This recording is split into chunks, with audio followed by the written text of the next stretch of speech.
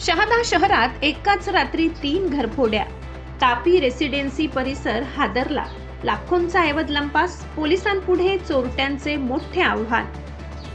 शहादा शहरानजीक शिरूड चौफुलीजवळ असलेल्या तापी रेसिडेन्सी परिसरात एकाच रात्री 3 ठिकाणी घरफोड्या झाल्याच्या घटना घडल्या.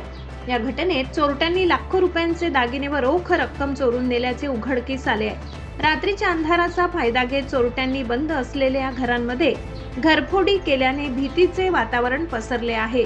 यात किशोर बाबूलाल वर्मा हे लग्नानिमित्त परिवारासह बाहेरगावी गेलेले असताना त्यांच्या घरातून सुमारे 81 ग्रॅम सोने व 400 ग्रॅम चांदीचे दागिने आणि 1 लाख रुपये रोख असा ऐवज सोडून गेला आहे.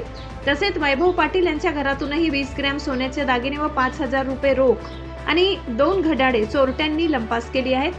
अन्य एका घरातूनही चोरट्यांनी मोठा हात मारला. एकाच रात्री झालेल्या 3 घरफोड्यांमुळे सुरक्षिततेचा प्रश्न ऐरणीवर आला असून पोलिसांनी घटनास्थळी धाव घेत तपासाची चक्रे वेगाने फिरवली आहेत.